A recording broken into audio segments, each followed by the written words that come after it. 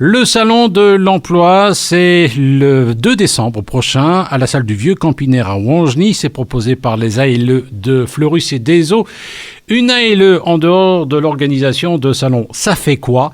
Eh bien, c'est ce que nous explique Melinda Cacciator, présidente de l'ALE de Fleurus. En dehors d'un salon, elle a pour mission, en tout cas, d'aider le demandeur d'emploi, qui est un profil particulier. Le profil d'un ALE doit avoir certaines conditions. Donc, 2 ans de chômage. Et donc, à ce moment-là, il y a une proposition de l'ALE de chercher, de trouver des formations pour un public qui est pour une majorité de personnes inscrites à l'ALE. Elle essaye de rendre des services de proximité pour les citoyens fleurusiens à travers des petits métiers, et elle aide en tout cas à rechercher de l'emploi, à se reconstruire socialement. L'actualité des villes desservies au départ de l'aéroport de Charleroi. Et on file à Manchester pour un petit week-end, notamment une exposition intéressante à découvrir en ce moment à l'Artsu Gallery de Manchester.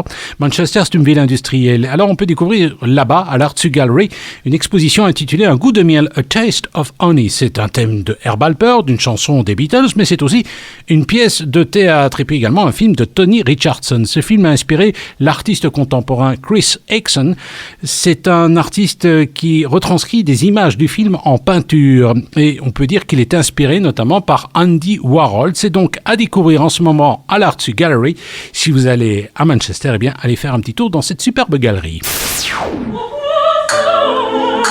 Ce qu'on entend là, eh bien, c'est Cendrillon. Cendrillon est à la mode et le 6 janvier, elle sera au Palais des Beaux-Arts de Charleroi, mais dans la version de Pauline Viardot.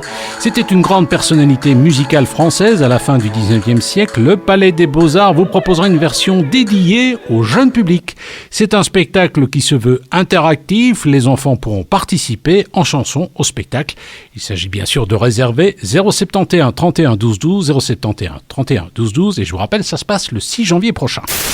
Allez, on se dégourdit les jambes, c'est la période des corridas, je vous rappelle, le samedi 5 décembre, la corrida de Bracny, l'occasion de voir les vieux ascenseurs. C'est un jogging d'un petit peu plus de 8 km. Vous souhaitez davantage de renseignements, vous appelez Paul Mabille au 064 66 55 10, 064 66 55 10.